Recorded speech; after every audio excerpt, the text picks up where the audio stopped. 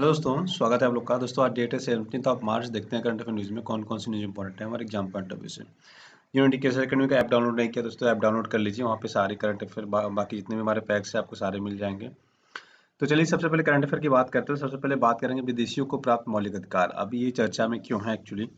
Supreme court ने कहा कि बेसिकली क्या होता है ना कि जो लोग बेसिकली विदेश से इंडिया में आते हैं, ठीक है, जो लोग विदेश से इंडिया में आते हैं उनको क्या लगता है, वीज़ा, ठीक है ना। वीजा आप जब बाहर जाते हो तब भी लगाना पड़ता है। बेसिकली ये लोग होता क्या है कि जिस देश में आप जाते हो ना वो उस देश का बेसिकली एक ऑफिस होता है।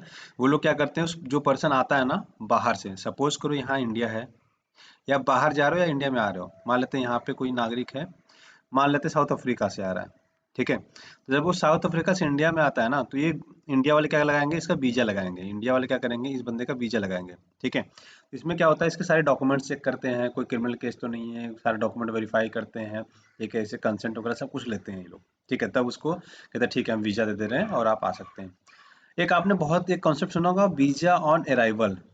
वीजा ऑन अराइवल का मतलब क्या होता है, ठीक है। इसका मतलब सिंपल सी हो जाता है कि आपको वीजा मिल जाएगा जब आप उस देश में पहुंचेंगे तब। अब आप सोचोगे सर पहले तो डॉक्यूमेंट वेरिफिकेशन हम बता रहे थे।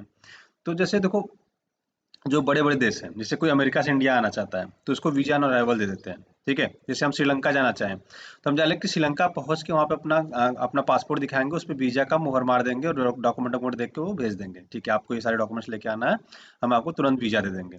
तो बेसिकली वीजा ऑन अराइवल का मतलब सिंपल सा है कि आप उस देश में पहुंच के तुरंत वहां से वीजा मिल जाएगा। लेकिन जो पहले से वीजा लेना पड़ता है, ठीक है, जो पहले से वीजा लेना पड़ता है उसमें बहुत ज़्यादा कॉम्प्लिकेशंस हो जाते हैं, ठीक है।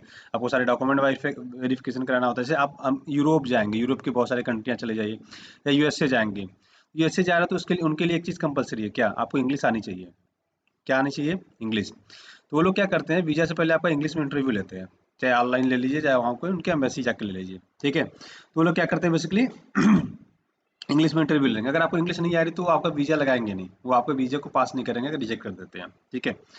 एक बेसिक कॉन्सेप्ट था जो हमने जान लिया। अब बात करते हैं कि अभी चर्चा क्यों कर रहा है। अभी कि सुप्रीम कोर्ट ने क्या कहा, सुप्रीम कोर्ट ने दोस्तों कहा कि जो लोग इंडिया आते हैं और वीजा को डिफॉल्ट कर जाते हैं, मतलब वीजा डिफॉल्ट का मतलब क्या है, मान लेते हैं कि आपको 30 दिन तक ही इंडिया में रहना था, उसके बाद वापस जाना था, बट आप 45 दिन रह गए, आप इंडिया से बाहर गए ही नहीं, ठीक है। तो एक तरह से कह लो कि ये क्या हो गया, गैर कानूनी हो गया। मान लो 31 दिन रह गया, पासपोर्ट खो गया, तो आप एम्बेसी बताने के बजाय अपना आराम से घूम रहे हो आप, ठीक है।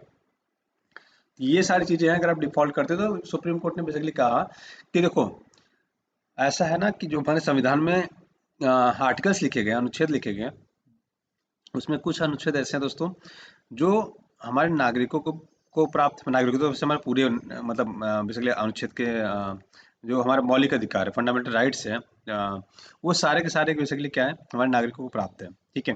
बट कुछ फंडामेंटल राइट्स जो है वो विदेशियों को भी प्राप्त है। मतलब भारत के लोगों को तो प्राप्त है ही, बट विदेशियों को प्राप्त है। जैसे ये सारे आर्टिकल्स जो 14, 20, 21, 21A, 22, 23, 24, 25, 26, 27, 28, ये सारे अधिकार भारत के नागरिकों को भी प्राप्त है और विदेशी विदेशी जो लोग यहाँ पे हैं ना उनको भी प्राप्त है। विदेशियों दोनों लोगों के लिए उपलब्ध होते हैं। बट ये मौलिक अधिकार बस केवल भारतीय नागरिकों के लिए होते हैं। तो कई बार एग्जाम में पूछ सकता है आपसे, आर्टिकल देके पूछ लेगा, तो याद रखिएगा। आर्टिकल 15 क्या कहता है, केवल धर्म, मूलवंश, जाति, लिंग, जन्मस्थान के आधार पर कोई विभेद नहीं करेंगे आप, ठीक है। ये कहता है कौन, हमारा आर्टिकल 15। ये हमारे नागरिकों को प्राप्त है। बाहर का कोई आएगा तो उसको हम हो सकता है ना आने दें, किसी और धर्म का हो, उसमें कहीं और जन्म स्थान हो, किसी और जाति का हो, ठीक है। तो उसके लिए भेदभाव आप कर सकते हैं, बट यहाँ पे भारतीय नागरिकों के साथ नहीं कर सकते, विदेशियों के साथ कर सकते हैं। अब कर सकते का मतलब ये नहीं कि आप कर सकते हैं, बेसिकली उनको ये अधिकार प्राप्त नहीं है, ठीक है। इसके लिए ये लोग गवर्नमेंट ऑफ इंडिया से नहीं कर सकते कि यार आपके संविधान में तो ऐसा लिखा है तो हमें हमारे साथ ऐसा कैसे हो गया, राइट, ये नहीं कह सकते आप। दूसरा, लोक नियोजन में क्या होती है, विषय में अवसर की समानता। बेसिकली क्या है कि जो गवर्नमेंट जॉब के लिए अप्लाई करोगे तो उसमें रिजर्वेशन होता है ना, ठीक है। तो रिजर्वेशन के लिए एलिजिबल नहीं होते कौन, विदेशी। तो बेसिकली रिजर्वेशन की बात करता है आर्टिकल 16 की बात करते ज़्यादातर, ठीक है। 15 हो गया, 16 हो गया, राइट। उसके बाद आर्टिकल 19, आर्टिकल 19 बहुत ज़्यादा इंपॉर्टेंट है क्योंकि ये फंडामेंटल राइट्स को बहुत ज़्यादा प्रोटेक्ट करता है। आपको किसी को बोलने का अधिकार है, शांतिपूर्ण सम्मेलन करने का अधिकार है, धरना देने का अधिकार है, कहीं भी घूमने का अधिकार है, निवास करने का अधिकार है, कोई भी अपना पेशा, आप कोई भी मतलब प्रोफेशन स्टार्ट करना चाहते हो तो उसके अधिकार है। टोटल 6 अधिकार है, ठीक है। इन्हीं 6 अधिकारों को बेसिकली कहा है कि इसमें से भी कुछ अधिकार हम क्या कर सकते हैं, विदेशियों को दे सकते हैं। सुप्रीम कोर्ट ने कहा बेसिकली इस पे आप सोचिए विचारिए कि हम दे सकते हैं कि नहीं दे सकते। ठीक है, तो यही बेसिकली चर्चा में रहा है। तो बेसिकली एक बात करें दोस्तों, ये पूरा पॉलिटिकल स्ट्रक्चर हो जाता है ना। बाकी आर्टिकल 29 30 है, ठीक है, आप पढ़ लीजिएगा। बेसिकली ये देखो, अगर आप यूपीएससी की प्रिपरेशन कर रहे हो तो मैं एक चीज आपको याद बता दे रहा हूँ, ये याद कर लीजिए, आपके कभी क्वेश्चंस गलत नहीं होंगे। आर्टिकल 1 से लेके 50 तक, 51A तक, आर्टिकल 1 से लेके 51A तक आपको बाय हार्ट याद होना चाहिए। ठीक है, बाय हार्ट आप याद रखिए। क्यों? अब आपको लग रहा होगा सर 51 ही आर्टिकल कैसे याद करेंगे, बट बहुत सिंपल है। ठीक है, बहुत सिंपल है, बहुत छोटे छोटे आर्टिकल है, और खासतौर पे फंडामेंटल राइट्स और डीपीएसपी, ये दो इंपॉर्टेंट फैक्ट्स आते हैं आपके लिए, तो ये आपको याद रखना है। ठीक है, तो चलिए जब पॉलिटिकल क्लासेस स्टार्ट होंगी तो वहाँ पे बाकी चीजें डिस्कस कर लेंगे। अब बात करते हैं, निम्नलिखित मूल अधिकारों के किस संवर्ग में अस्पृश्यता के रूप में किए गए विभेदन के विरुद्ध संरक्षण समाविष्ट है। ठीक है, अब बेसिकली क्या है, अस्पृश्यता कर रहा है। ठीक है, अब यहीं पे आप आर्टिकल में देख लो, सॉरी, चलो यहाँ पे देख लो, अस्पृश्यता कर रहा है। ठीक है, तो अस्पृश्यता की बातें कहाँ की जाती हैं, हमारे संविधान में है, हाँ है। ठीक है, आई थिंक आर्टिकल 17 हमने आई थिंक ऐड नहीं किया ना, कोई नहीं, बट ये आर्टिकल ये बेसिकली समता के अधिकार के अंतर्गत आ जाता है। ठीक है, अस्पृश्यता का जब बात करेंगे, ठीक है, तो ये 14 से 18 के बीच को हम बोलते हैं समता का अधिकार। ठीक है, इसके अंतर्गत ये आ जाता है। ठीक है, तो पॉलिटी का बेसिकली क्वेश्चन है, देखो यूपीएससी ऐसे क्वेश्चन पूछ देता है कि अस्पृश्यता का बेसिकली किसके, मतलब देखो, हमारे जो फंडामेंटल राइट है ना दोस्तों, फंडामेंटल राइट्स को भी हमने कई पार्ट्स में डिवाइड कर रखा है। ठीक है, 14 टू 18 एक पार्ट है, फिर 19 टू 21 22 पार्ट है। ठीक है, 22 23 से 24 एक पार्ट है। ठीक है, तो इसी को बोलते हैं समता का अधिकार, संवैधानिक उपचारों का अधिकार, सॉरी स्वतंत्रता का अधिकार। ठीक है, संवैधानिक उपचारों का अधिकार, फिर शोषण के विरुद्ध अधिकार। राइट, तो ऐसे आपको सारे सेक्शंस में काट रखे हैं इन्होंने, 25 से लेके 28 के सेक्शंस को अलग अलग कर रखा है। तो ये बेसिकली आज आप पॉलिटी पढ़ोगे ना तो वहाँ पे आपको मिलेगा। ठीक है, तो बेसिकली इसका आंसर होगा समता का अधिकार के अंतर्गत ही आता है। ठीक है ना, जहाँ अस्पृश्यता है, जब आर्टिकल 17 पढ़ोगे तो आपको मिलेगा, 18 पढ़ोगे तो टाइटल्स के बारे में मिलेगा, तो यहाँ पे मिलता है अस्पृश्यता का आपका। ठीक है, अब बात करेंगे man portable air defence system की। तो ये है क्या basically man portable air defence system. देखो मैन पोर्टेबल, इसके नाम में ये क्या, मैन क्या कर सकते हैं उसको, पोर्टेबल है मतलब कहीं भी लेके जा सकते हैं। ठीक है, क्या है, air defence system, air defence system. Right, तो ये क्या करेंगे एयर डिफेंस सिस्टम में, बेसिकली देखो ये बंदे ने क्या किया है, इस बंदे के आप देखो कंधे पे उसने क्या कर रखा है, एक अपना मिसाइल से रख रखा है, तो इसी को बोलते हैं मैन पोर्टेबल, वो कहीं भी लेके जा सकता है। अब देखो इसने टारगेट कहाँ से हिट किया, यहाँ से इसने छोड़ा, ये ट्रेक की बनाते बनाते बनाते बनाते बनाते यहाँ लेके इसको हिट करता है। राइट, अब ये क्या है कि इसको अच्छा इसकी खासियत क्या है, बेसिकली ये अगर आप एयर में मारेंगे तो लगभग 4.5 किलोमीटर ऊपर जा सकता है, और डिस्टेंस में मारेंगे तो लगभग 8 किलोमीटर, मतलब नीचे अगर कहीं मारना है तो 8 किलोमीटर तक ये जा सकता है दूरी तक। ऐसे हवा में मारेंगे ऊपर तो ये लगभग 5 किलोमीटर के आसपास जाता है, 4.5 के आसपास। ठीक है, तो इसके बारे में थोड़ी डिटेल्स देख लेते हैं। बेसिकली क्या हुआ कि नाटो के जो मेंबर्स हैं उन्होंने कहा कि हम यूक्रेन के हथियार शिप करेंगे, क्या, मैन पैड्स, इसको बोलते हैं man portable air defence system. अब भारत के पास भी, भारत ने भी कई बार यूज किया है, ये भारत के पास भी है। राइट, बहुत सारे देशों के पास है, भारत, यूक्रेन, जर्मनी, तुर्की, ये सारे देशों के पास है, काफी यूज भी किया है। बेसिकली क्या है, रसिया ने बेसिकली मतलब रसिया का ही बेसिकली ये सब इन्वेंशन ज्यादा रहा है। तो रसिया ने लगभग 10,000 से अधिक के सिस्टम बेचे हैं, किनको किनको, इराक को बेचा, कतर को बेचा, कजाकिस्तान, वेनेजुला, लीबिया, इन सभी देशों को बेचा है 2010 से 18 के बीच में। ठीक है, अब ये बेसिकली एक ना मतलब शॉर्ट टर्म में वॉर करने के लिए बड़ा सही हथियार हो जाता है। क्यों? क्योंकि आप कंधे पर रख के इसको कहीं भी ले जा सकते हो। राइट, ये आपको 8 से 10 किलोमीटर की दूरी तक मार देता है, और ऊंचाई में बात करें तो 4.5 किलोमीटर की दूरी तक मार करता है।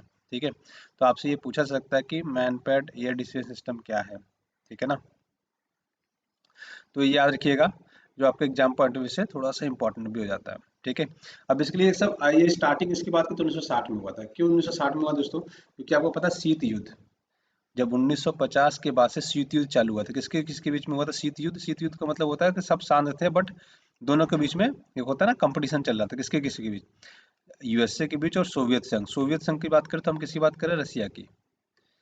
मतलब रसिया उसके बाद 1992 में विघटित होता है और कई पार्ट्स उसके टूट के निकलते हैं। ठीक है। उसमें से यही सब पार्ट्स हैं, जैसे यूक्रेन उसी का पार्ट था एक टाइम पर रसिया का, ठीक है। तो आप कभी आप हिस्ट्री पढ़ ही रहे तो एक दिन हम पढ़ेंगे यूक्रेन इनका युद्ध थोड़ा खत्म होने दीजिए, फिर उसको पूरा एक बार ना हम लोग अच्छे से सारा डिस्कस करेंगे उसमें, ठीक है। अब बात करेंगे सऊदी अरब ईरान संबंध के बारे में। अभी हुआ क्या कि सऊदी अरब ने दोस्तों लगभग 81 अपने मतलब अपने देश में आतंकवादियों, अपने नागरिकों के साथ साथ आतंकवादियों को इंक्लूड करते हुए फांसी की सजा दे दी। और उसमें क्या हुआ कि इसमें जो फांसी दी ना, उसमें 7 यमन के लोग थे और एक सीरिया नागरिक था, ठीक है। 81 लोगों को फांसी फांसी दी, कैपिटल पनिशमेंट दे दी, ठीक है।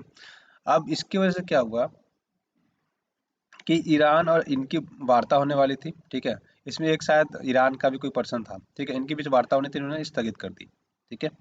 अब देखो, अभी सऊदी अरब के साथ दिक्कत क्या हो रहा है, सऊदी अरब का वैसे तो आप बात करो तो ईरान से बनती नहीं है, पहला चीज ये हो जाता है, ठीक है। दूसरा यमन, ये देख रहे हो यमन, यमन के कुछ मतलब नकारात्मक तत्व है जो बेसिकली क्या कर रहे हैं, हमला कर रहे हैं कहाँ, सऊदी अरब में, ठीक है। सऊदी अरब कई बार दिख रहा होगा कि आपने अमेरिका से बोला कि भैया हमें यहाँ इनसे थोड़ा सा प्रोटेक्ट करो, ठीक है। ये लोग लड़ते रहते हैं, लड़ते रहते हैं, ठीक है। तो बेसिकली क्या है, तो ये बेसिकली आपको मैपिंग पॉइंट ऑफ व्यू से इंपॉर्टेंट हो जाता है, ये सब चीज़ें पूछेगी नहीं, कितने कैपिटल पनिशमेंट दी, कितना दिया, ये सब नहीं पूछेगा आपसे, मैपिंग से क्वेश्चन पूछेगा क्या, रेड सी से कौन कौन से देश लगते हैं, यहाँ पे गल्फ कंट्री है, यहाँ पे फारसी खाड़ी इसको बोलते हैं, इससे क्वेश्चन पूछ सकता है। अरेबियन सी से कौन कौन से देश की बॉर्डर लगती है, ये पूछ सकता है। मेडिटेरियन सी से कौन कौन से देश के सीमाएं साझा करती हैं, ये पूछ सकता है। मैंने आपको बहुत बार मेडिटेरियन सी के बारे में पढ़ाया है, इसके मतलब मैपिंग कराया तो सब कुछ पढ़ा रखा है, ठीक है। 49 रुपये का पैक है, आप चाहे तो जाके ले सकते हैं। जैसे क्वेश्चन देखो कि कह रहा है कि दक्षिण पश्चिमी एशिया का निम्नलिखित में से कौन सा देश एक भूमध्य एक एक देश भूमध्य सागर तक नहीं फैला हुआ है, मतलब बेसिकली क्या है कि जो मेडिटेरियन सी है उसके किसका बॉर्डर नहीं लगता है। अब आप सीरिया को देखोगे तो सीरिया लगभग इधर आ जाता है, जॉर्डन देखते हैं, लेबनान देखोगे तो लेबनान भी यही आ जाता है, इजराइल भी देखोगे तो इजराइल भी यही आ जाता है, एकदम एक लाइन से तीनों देश आ जाते हैं। बट जब जॉर्डन को देखो तो जॉर्डन थोड़ा सा इधर आता है, देखो मैप में, ये देखो सीरिया है, लेबनान है उसके बाद यहाँ पे, ठीक है, और यहाँ पे इजराइल है। मैंने इसका ट्रिक भी बताया था अगर आपको याद हो तो, ठीक है। मेंटल लिस्ट बताया था अगर आपको, LIST लिस्ट से क्या बताया था, लेबनान, इजराइल, सीरिया, टर्की, देखो लेबनान, इजराइल, सीरिया, टर्की, और इधर इधर 5 कंट्रियाँ थी ऐसे ना, मेटल मैंने बताया था जहाँ तक मुझे याद आ रहा है, ठीक है। ये लीबिया, इजिप्ट ऐसे करके आप देखोगे, मोरक्को, अल्जीरिया, टूनिसिया, लीबिया और इजिप्ट, मेटल बताया था, लिस्ट बताया था। ये अफ्रीकन कंट्री लग जाती हैं, एशिया की कंट्री लग जाती हैं, तो इधर एशिया की कंट्री से लगता है, इधर अफ्रीकन कंट्री से लग जाता है। इधर जो मिड रेंज से लगते हैं 5 देश वो मेटल में आ जाते हैं, और इधर जो 4 देश लगते हैं एशिया के वो आ जाते हैं लिस्ट से, ठीक है। और ऊपर के हैं यूरोप के कंट्री, मैंने बताया था आपको याद करने के तरीके। तो मैपिंग बड़ा इंपॉर्टेंट फैक्टर है, क्यों, क्योंकि यूपीएससी से हर साल 2 क्वेश्चन आते हैं मैपिंग से, 2 क्वेश्चन का मतलब है 4 नंबर। आप सोच के देखो 4 नंबर अपने आप में बहुत है, क्यों, क्योंकि 100 में से दोस्तों आपको 50 क्वेश्चन सही करने हैं, 50 का मतलब 100 नंबर लाने हैं, ठीक है। और इसमें से 4 नंबर आप बड़ा इजीली ला सकते हो, ये फिक्स है। अगर आप थोड़ी सी मैपिंग पे ध्यान दोगे तो बिल्कुल ही आराम से आ जाएगा, ठीक है। तो बस ऐसे ही पढ़ाई करते रहिए, बहुत ही जल्द हमारी लाइव क्लासेस स्टार्ट होने वाली है, तो हम लोग क्या करेंगे, अभी लाइव क्लास स्टार्ट होगी, डिजिटल बोर्ड पे आपकी स्टार्ट क्लास होने वाली है, ठीक है। तो अभी सेटअप का काम चल रहा है, बहुत जल्दी स्टार्ट हो जाएगा आपका, लाइव क्लास चलेगी, फिर डिजिटल बोर्ड पे चलेगा, हम लोग सारी क्लासेस लाइव करेंगे, फिर आप कमेंट कर सकते हैं, क्वेश्चंस पूछ सकते हैं।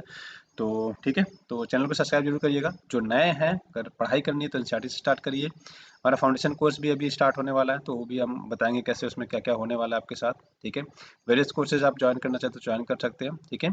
और एक मैंने बताया था पेमेंट 3 तरीके से कर सकते हो, अकाउंट में कर सकते हो, फोन पे, यूपीआई से कर सकते हो आप, राइट। उसके अलावा हमारे ऐप है, ऐप के थ्रू कर सकते हैं, ठीक है। तो आज की वीडियो में दोस्तों बस इतना रखते हैं, आशा करते हैं वीडियो पसंद आया हो, पसंद आता है तो अपने दोस्तों के साथ लाइक से सब्सक्राइब करना ना भूलिएगा। वीडियो देखने के लिए बहुत बहुत धन्यवाद, आपका दिन शुभ हो, thank you so much, have a great day.